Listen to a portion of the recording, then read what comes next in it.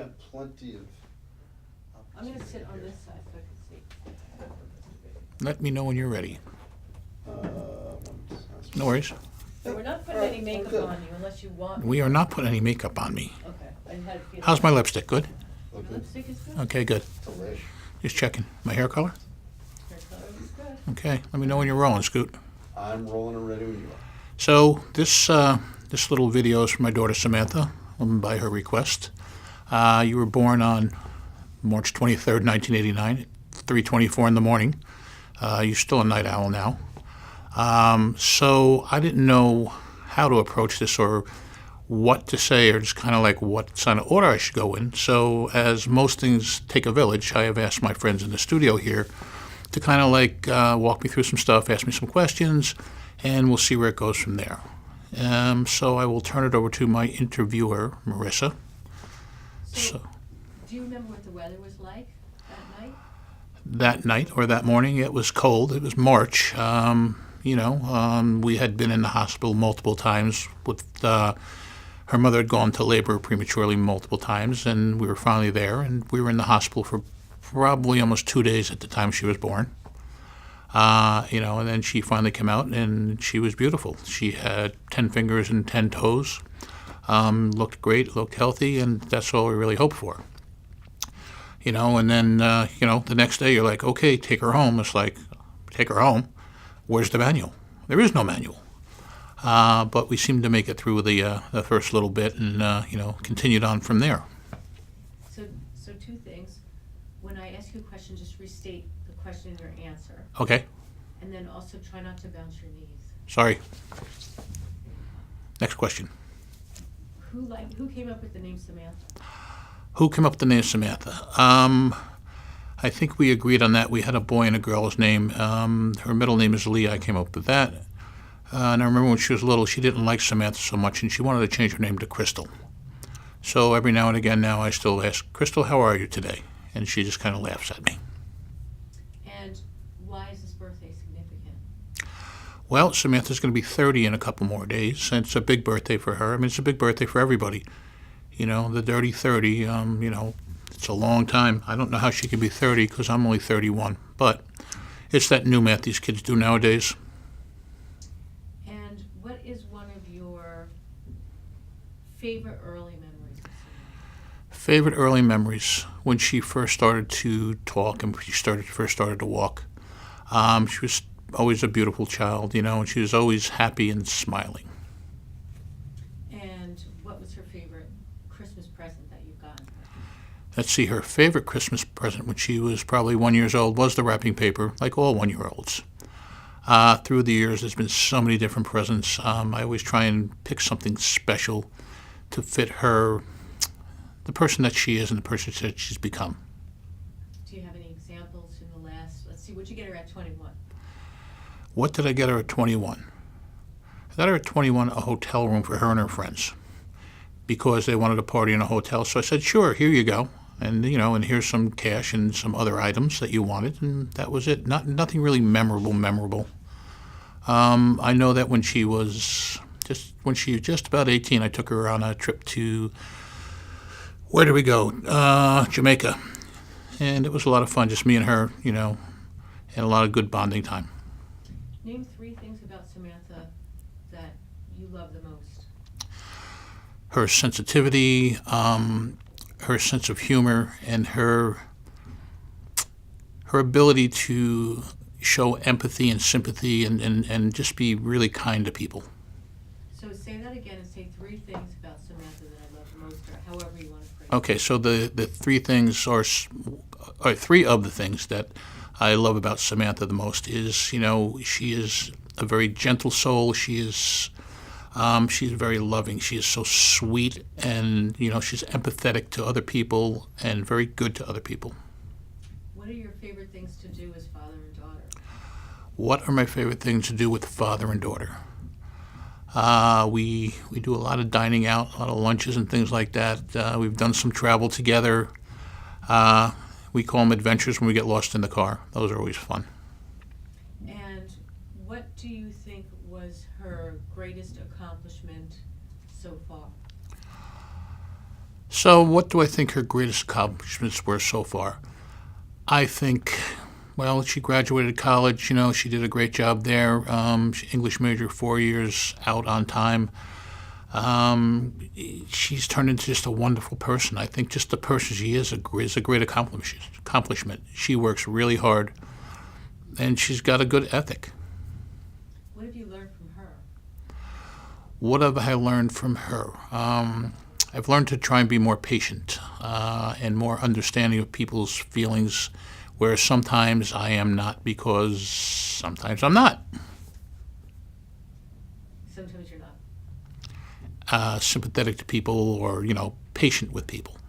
So, if you could give Samantha some advice from 30 to 40, what would it be?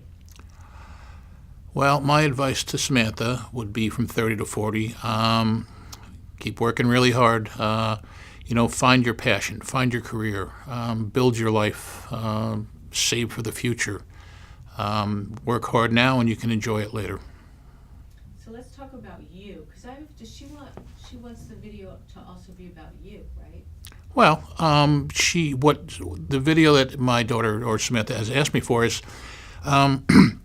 she lost her brother last year, and then she lost her uncle a few months after that. And what she said to me says, I don't have audio or any kind of video. Like there's no recordings of them, for her to look back on and kind of relive some of the older times and, be able to see and hear, those family members. So, she wanted something like this for me so she'd have something in the future, because nobody's living forever. I'm only going to go like another 88 years to 150, and then she's going to be, without a father. So let's talk about you for a little bit. Where were you born and raised? So where was I born? I was born in Dobbs Ferry, New York in 1957 when they had a maternity ward. When I was 7, we moved from Dobbs Ferry. We moved like a mile and a half away to Ardsley. And I am still in that house today. I was gone for 15 years, and then I came back and spent the last 14 years of my mom's life there. And I still live there now, 7 years after she passed. And Samantha lives there too now. Yep. When my mom passed in February 2012, Samantha moved in I believe it was October the same year. She said, I'll come stay with you for a while. And she's still there, which is great. We got the boyfriend a couple of years ago. One big happy family.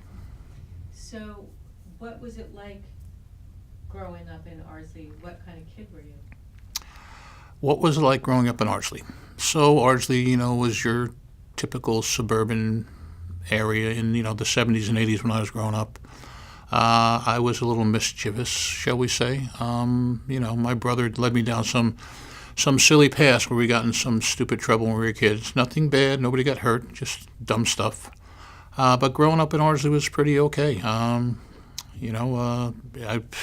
turned out all right, I think, mostly. And come on, give us a little bit of dirt. Tell us something. A little bit of dirt. Yeah. Oh, I don't know. I mean, let's see. Let me give you a little bit of dirt. What did we do? Oh, we broke windows in the old school. I dated a couple girls all at the same time. I had hair to my shoulders, but I was a greaser. What else can I say? What was your first job? My first job, I worked in a pizza shop for the same guy for 6 years. And usually about once a month he'd be yelling about something and I'd be quitting. And then go back the next week. So that was an interesting time. I worked there all through high school. I started when I was 13, and I worked there through high school and after high school. I did a year of college, didn't like it, did other things. Construction, masonry, carpentry. Owned a fence company for 6 years with my brother. And then I was working in a jewelry company when I found computers. And that was 25 years ago, 27 years ago. And here I am today at HarperCollins, running my group. So looking back on your life, what advice would you give to your younger self? What would I give to my younger self? I would try to give my younger self a little more wisdom about working hard and planning for my future. Having been in the bar business also for 20 years as a bartender, every day was payday, and after 20 years I came out with a leather jacket and a broken gold bracelet. That was the net worth from that 20-year career. But I had a great time, travel 4 or 5 times a year. So, be a little smarter, work a little harder, don't be as dumb. So let's cover some first questions again, because you're a little bit more relaxed this time. So, tell us about the day that Samantha was born. So, the day that Samantha was born, we were in, well, her mother was in labor for, like I said, almost 2 days. Wouldn't come, wasn't dilated, didn't make 10 centimeters. And finally, as like I said, 3:24 in the morning, we were ready to go. Or before that, we were ready to go. And she made her first public appearance at 3:24 a.m. It was a good day. I was in the delivery room, and the doctor said, well, would you like to cut the umbilical cord? And I was like, I am sure that there's much more qualified people here than me to do that. So, and that was kind of that. So they put Samantha in your arms, and how did you feel? When they put Samantha in my arms, how did I feel? I was like, wow, look at this little life that I am now responsible for. I think there is joy. There's some nervousness, I guess, because I'd never been so much around, infants or babies like that. But it was good. I don't know what else to say about it. And what was it like when she was a toddler? Did she run up to you and give you big hugs? Was she sweet? Was she loving? When Samantha was a toddler, she was the most loving kid. She was happy almost all the time. And she loved her daddy.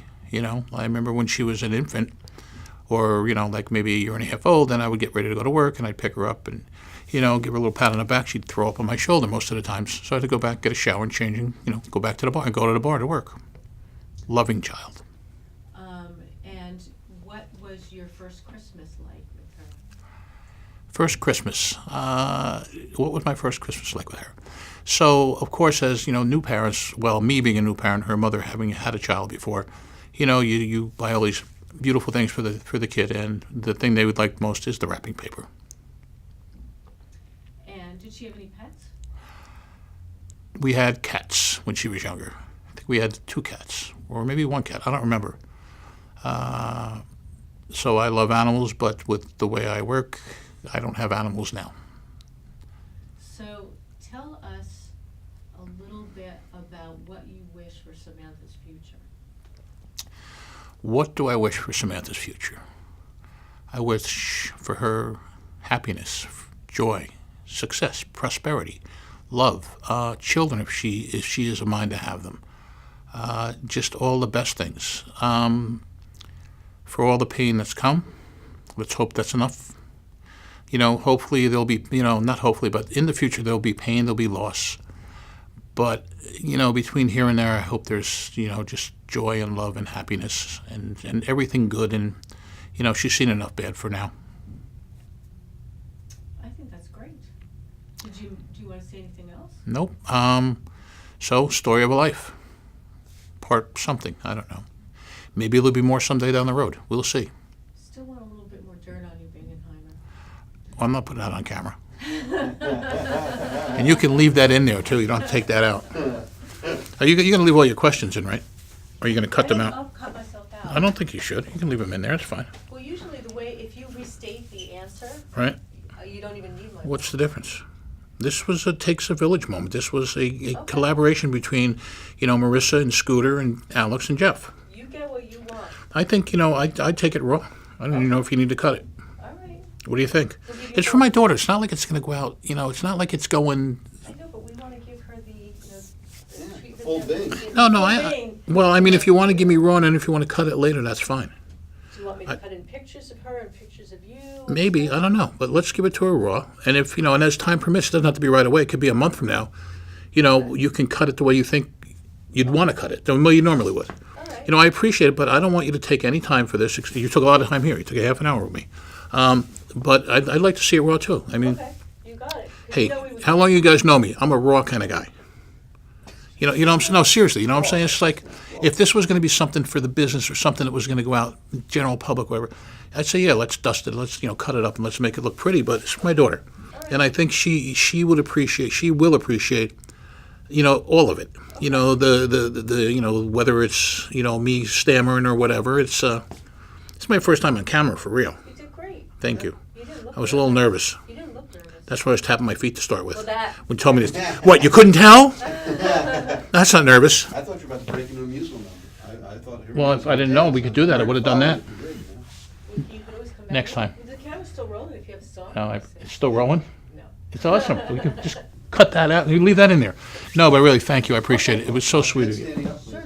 I know, don't break the mic. Right above the mic. I'm doing the Alex Will thing. we have a close-up?